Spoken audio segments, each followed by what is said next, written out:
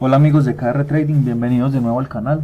Antes que nada decirles que estábamos un poco ausentes porque estábamos revisando un nuevo sistema de trabajo, un sistema que es más objetivo, ya no es un sistema discrecional que se basa tanto en la interpretación del mercado para lo que es el trazado de zonas de trabajo, sino que es un sistema que te permite tener todo más medido, al menos lo que son las zonas, repito, porque la interpretación del precio y lo que está haciendo el precio debe continuar y en todo sistema debe existir, pero al menos se quita esa presión psicológica de saber si lo que tengo trazado está bien hecho o no está bien hecho, o si será ahí o si será en otro lugar. Entonces las zonas van a ser muy claras, muy definidas, están todos los parámetros bastante claros y es una forma pues que al menos a nosotros se nos hace más cómoda para trabajar y nos quita pues una presión mental de encima. No queremos decir que los métodos discrecionales sean malos, de hecho son muy buenos, hay muchas personas que son rentables usando métodos discrecionales, pero como les digo, eso es una cuestión de comodidad y es algo que se debe buscar constantemente en el trading, estar cómodo, perdón, con lo que se está haciendo y eso te va a liberar bastante presión psicológica para hacer lo que es ya pues la inversión como tal. Entonces, entrando ya pues más en detalle, es el método o el sistema del señor Joaquín Vega. Él tiene su curso de manera gratuita en su canal de YouTube, el cual les dejo pues aquí en la descripción del video. Y lo que vamos a tratar de hacer es una descripción o un resumen muy breve de cuál es la metodología o los conceptos bases del sistema pues que él maneja, que él desarrolló, porque de ahora en adelante los videos van a estar basados en esos conceptos. Entonces obviamente si quieren mucho más detalle pueden ir al curso gratuito de Joaquín, que él tiene pues todo su conocimiento y todo pues de una manera más detallada. Aquí les repito, es un resumen muy superficial, pero que va a ser suficiente para lo que vamos a montar en los videos. Entonces les vamos a mostrar en principio estos conceptos base del sistema. Entonces el sistema está basado en ciclos de precio y esos ciclos a su vez tienen como unidad mínima, unidad fundamental, lo que son los fractales o las fractalidades. Esas fractalidades en cualquier tipo de mercado están compuestas por un impulso y por un retroceso. Entonces las partes de esos fractales siempre van a ser el impulso y el retroceso, además de que vamos a tener un máximo en caso pues de que sea un fractal alcista, y si tenemos un fractal bajista tendremos un mínimo, tenemos un impulso y un retroceso con su respectivo mínimo. Entonces esas son como las partes principales de un fractal. Obviamente todo está muy definido. Para nosotros determinar qué es un máximo o qué es un mínimo tenemos el criterio que fue definido pues por Joaquín en todo su estudio, que consiste en tener dos velas cerradas a izquierda y dos velas cerradas a derecha, que nos definen lo que es un máximo. Entonces si aquí tenemos una vela con una mecha acá, donde aquí tenemos una y dos velas a la izquierda de esta cerradas y una y dos velas a la derecha de esta cerradas, ya podemos definir automáticamente que tenemos un máximo. Caso igual pasa para el mínimo, dos velas cerradas a izquierda y dos velas cerradas a derecha para decir que tenemos un mínimo. Entonces esto es, a pesar de que parece algo muy sencillo y muy simple, tiene una potencia increíble y es fundamental que quede muy claro este concepto de máximo y mínimo. Ya profundizando un poquito más en lo que son la fractalidad, vamos a tomar el caso alcista pues como objeto de estudio.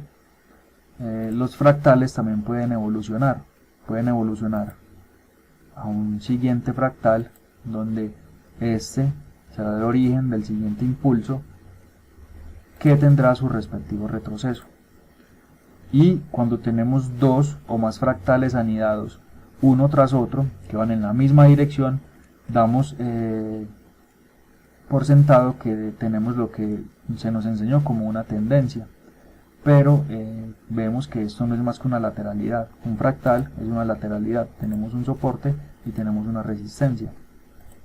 Si el siguiente fractal evoluciona rompiendo la resistencia, tenemos una tendencia, ya que vemos una sucesión de fractales que van al alza.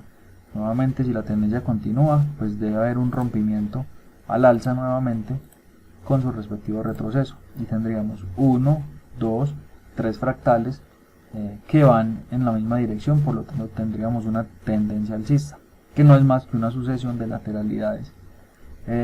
Si el precio continúa evolucionando y viene este impulso o este retroceso se prolonga, vemos un siguiente impulso que no alcanza a romper y damos inicio a una tendencia bajista, ya tendríamos un cambio en la fractalidad que pasa de ser alcista a ser bajista, y podríamos continuar nuevamente de la siguiente manera. Entonces la fractalidad se trata de eso precisamente, una sucesión de fractales que van variando su dirección de movimiento, dando origen a lo que son los movimientos mayores del precio. Entonces movimientos menores, impulsos y retrocesos, dan lugar a movimientos mayores. Entonces gran impulso, gran retroceso y gran impulso. Entonces movimientos menores dan lugar a los movimientos mayores. De otra manera, ya viéndolo un poco más esquemático, esto es lo mismo que tener un movimiento de la siguiente manera: un impulso, un retroceso y un impulso con su respectivo retroceso, que sería este de acá. Entonces ahí tenemos en representación o en un buen ejemplo de lo que es la fractalidad, donde vemos que esta serie de puntos importantes que se van generando en estas zonas son los que van naciendo a partir de esa sucesión continua de fractales que se van dando en el mercado. Entonces es muy importante que quede claro este concepto de fractal. Es un concepto que es demasiado potente, es muy fuerte, y hay que tener claro que en todo gráfico que tengamos nosotros al frente, independientemente de la forma que tenga, allí parezca muy confuso, siempre va a tener impulsos y retrocesos que nos darán de movimientos menores origen a movimientos mayores. Por lo tanto, siempre debemos tener muy claro un sistema de análisis que nos permita, como el mismo Joaquín lo dice, desgranar esos movimientos para tratar de interpretar con mucha más confianza y facilidad lo que se está generando o lo que se está produciendo por parte de las manos fuertes, que son los que mueven el mercado, los institucionales, detrás de todos esos movimientos que vemos en el gráfico. Listo. Entonces muy claro debe quedar: impulsos y retrocesos forman fractales, y esos fractales pueden evolucionar tanto al alza como a la baja, y como requisito principal para un fractal debemos tener que un máximo o un mínimo deben tener dos velas cerradas a izquierda y dos velas cerradas a derecha para decir que es un mínimo como tal. Listo. Entonces debe quedar muy claro pues lo que es este concepto de fractal.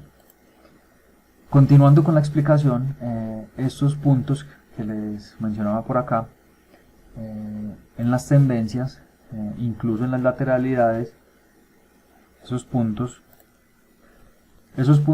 que les decía, son puntos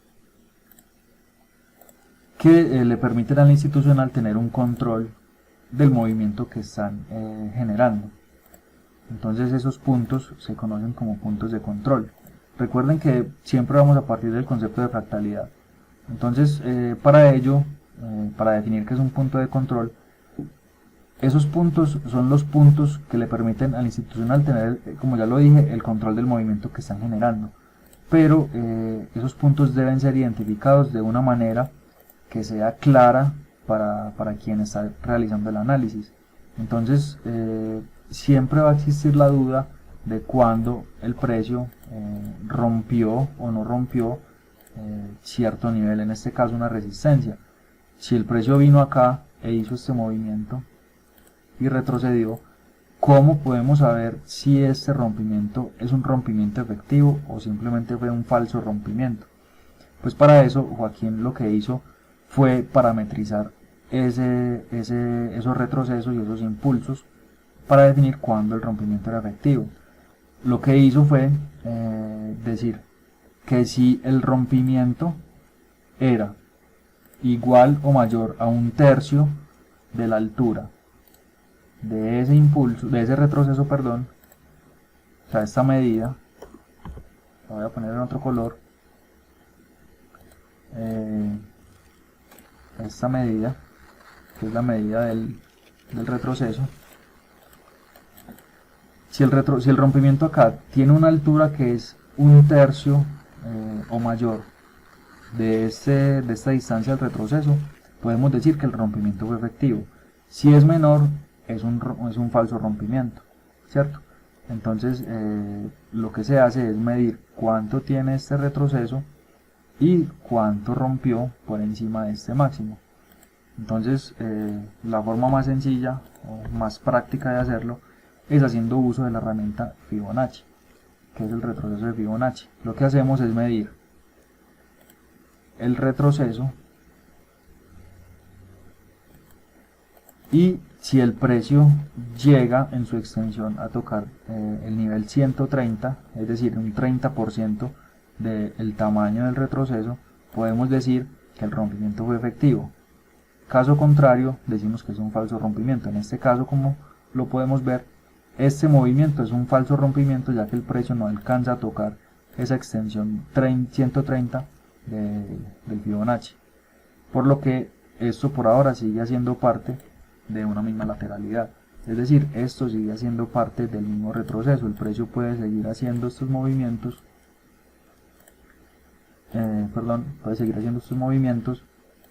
y podemos decir que seguimos dentro del mismo retroceso. Incluso puede venir a ser puntos más bajos para generar rompimientos que ahora sí sean efectivos.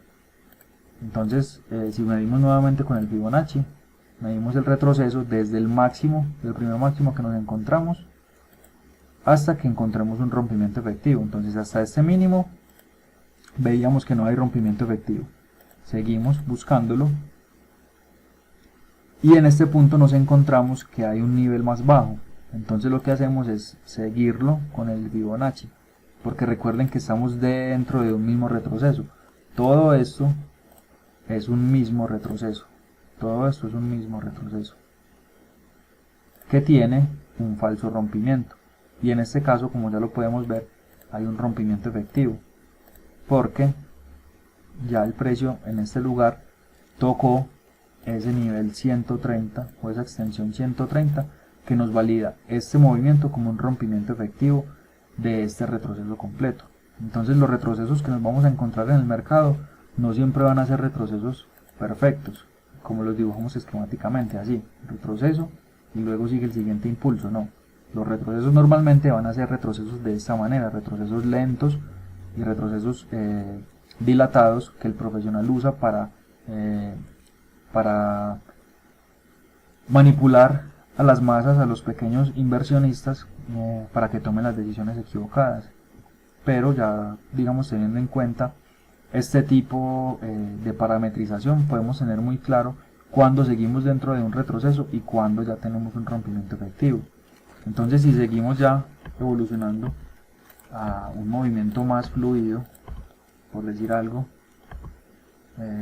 vamos a hacerlo un poquito más esquemático.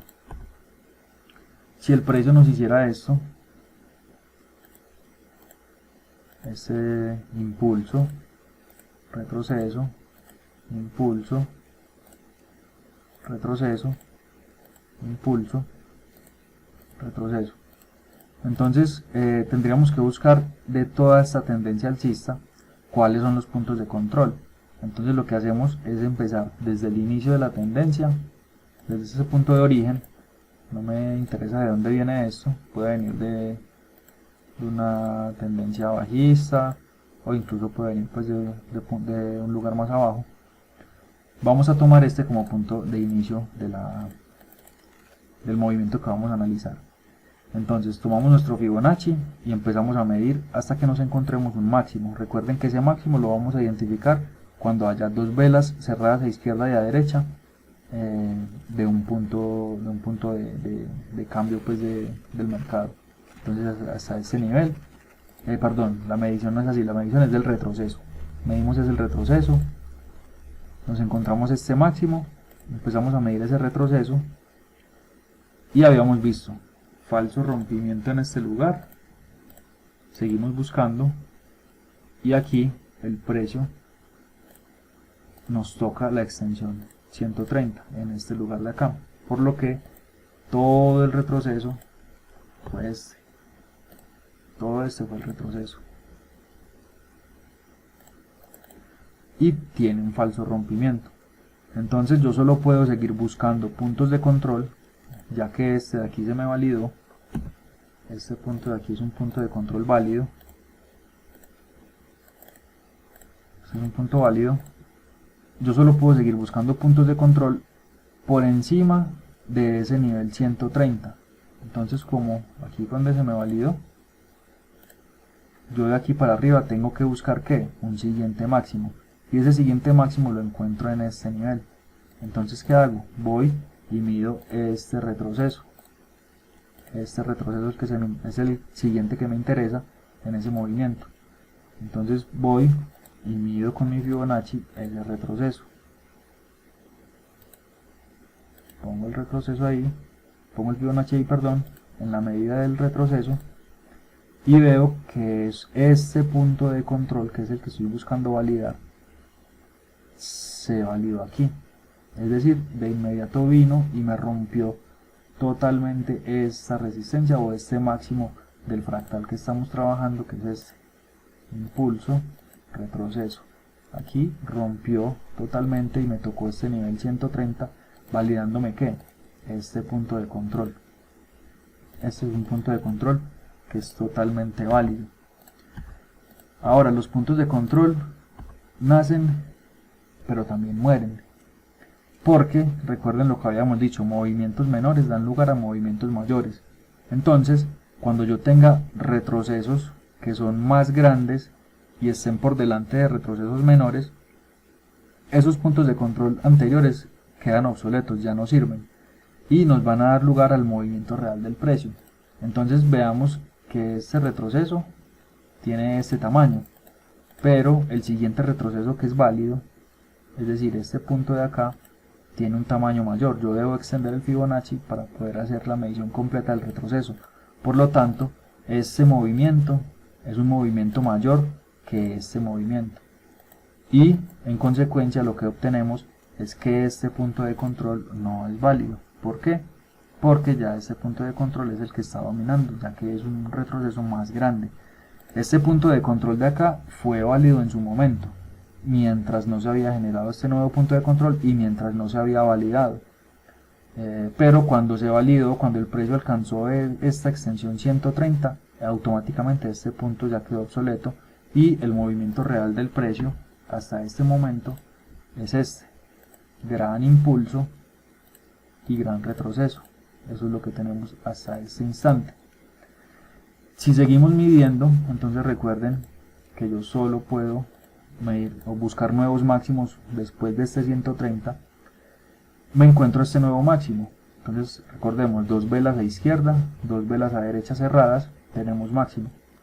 Lo que hago es ir a medir ese siguiente retroceso. Voy con mi Fibonacci y veo que este retroceso es menor que el anterior, porque debo ajustar mi Fibonacci para poder medir el retroceso. Como este retroceso es menor, entonces es un retroceso que, en caso de tener el punto de control validado, va a ser un punto que puede seguir siendo útil en el gráfico, porque recuerden que el punto de control muere si tiene por delante de él un retroceso de mayor magnitud.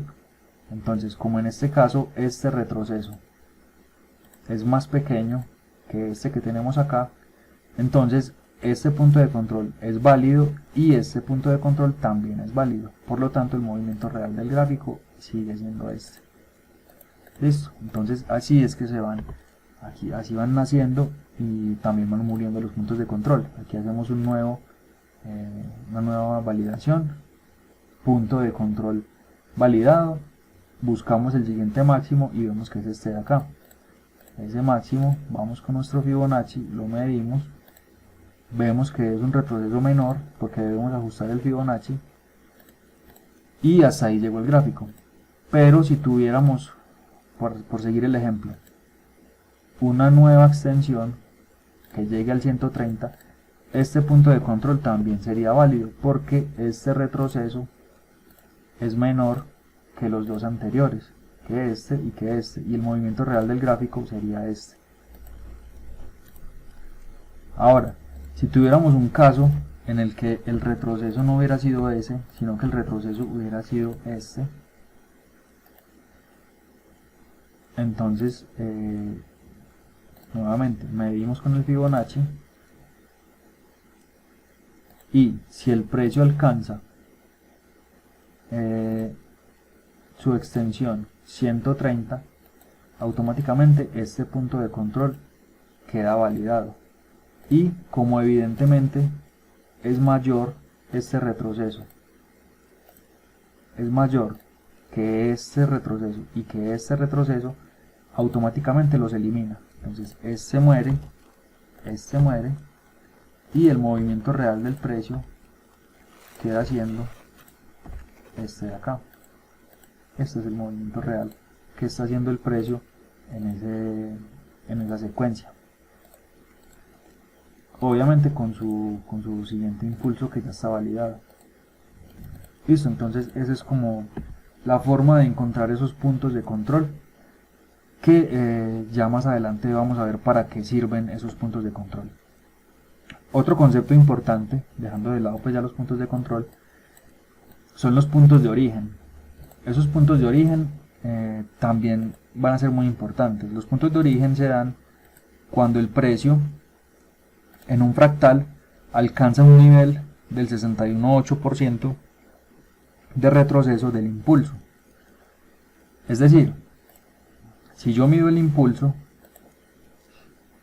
ese impulso y el precio en su retroceso toca el nivel 61,8 o cualquier zona que esté entre el 61,8 y el 100% sin llegar a tocar el 100, podemos decir que es un punto de origen siempre y cuando ese punto haya generado movimiento. Listo, entonces debe ser un punto que me haya generado movimiento. Ese punto de origen puede o no puede ser punto de control. En caso de que continúe evolucionando la fractalidad, entonces ahí tendríamos que medir ese fractal, ese retroceso, perdón, y diríamos como tocó el 130%, entonces este se convierte en un punto de control, pero también sabemos que es un punto de origen. Es un punto de origen ya que en el impulso inicial, que es este que está de color amarillo, este impulso, su retroceso llegó a un nivel que está entre el 61,8 y el 100. Entonces ahí, como generó movimiento, podemos decir que este es un punto de origen. Es un punto de origen de movimiento y es válido para hacer nuestros trazos posteriores en la búsqueda de ciclos del precio. Entonces, si este movimiento no se hubiera dado así, sino que hubiera sido por acá, que es como normalmente se da, el precio no se mueve en línea recta, haciendo toda esta secuencia, yo puedo buscar puntos de control en este movimiento interno y los puedo buscar a partir de este punto, siempre y cuando este punto sea punto de origen. Si este punto no fuera punto de origen, yo no lo puedo utilizar. Es decir, si este punto no alcanzó a tocar el nivel 61,8, sino que se queda corto en la intención, es decir, el precio no alcanza a llegar al 61.8, sino que se queda en corto, este punto no me sirve y debo empezar a buscar puntos de control a partir del siguiente retroceso, es decir, a partir de acá, porque ese punto no me sirve para yo empezar a trazar ciclos desde ahí, lo que más adelante vamos a conocer como los fibos de seguimiento. Entonces este punto, si no es punto de origen ni es punto de control, es un punto que no me sirve para iniciar ciclos, por lo que debo empezar a buscar puntos de control de esta subida a partir del primer retroceso que me encuentre, que sería este de acá, listo. Entonces tener muy claro esa variación. Si no es punto de origen ni punto de control, yo no puedo trazar ciclos. Y muy importante también tener en cuenta que este punto no quiere decir que se vaya a desechar. Este punto puede ser útil en un futuro cuando se valide como punto de control. Es decir, recuerden que todo esto es una lateralidad. Todo esto es una lateralidad. Cuando se valide este punto de control, que lo hará una vez este retroceso alcance un tercio de la altura, ese rompimiento alcance un tercio de la altura del retroceso, perdón, cuando el precio toque este nivel, automáticamente este punto de control queda validado, ¿cierto? Este punto de control queda validado y automáticamente yo lo puedo usar para empezar a tomar ciclos desde ese punto. Y no solo eso, sino que estos puntos de control que yo tenía por acá, en caso pues de que hayan sido validados como puntos de control, estos puntos de control automáticamente deben desaparecer. Es decir, si yo tengo este como mi máximo del fractal, pero el precio aún no ha tocado esa extensión 130 del retroceso, este punto no lo puedo usar, pero estos dos sí me sirven como puntos de control. Sin embargo, una vez el precio alcanza a romper con un 30% del retroceso, es decir, cuando toca la extensión 130 del Fibonacci, acá, y se valida este punto de control, cuando este se valida, automáticamente estos ya no me sirven. ¿Por qué? Porque recuerden el concepto de puntos de control. Yo solo puedo seguir buscando puntos de control a partir del siguiente máximo que me encuentre. Y ese siguiente máximo está por encima de este nivel de acá. Es decir, por aquí sería el siguiente máximo. Y estos puntos ya quedarían inmersos dentro de este gran retroceso que hace parte pues de este fractal inicial. Listo, hace parte de esta fractalidad, de este gran impulso y de este retroceso que dio origen a este impulso. Entonces, cuando se validan movimientos mayores o puntos de control mayores, automáticamente mueren los puntos de control menores. Entonces esa es como la metodología de trabajo. Espero que haya quedado muy clara la diferencia entre un punto de control y un punto de origen. Y ya vamos a ver para qué nos sirven. Esos puntos de control y puntos de origen son unos puntos.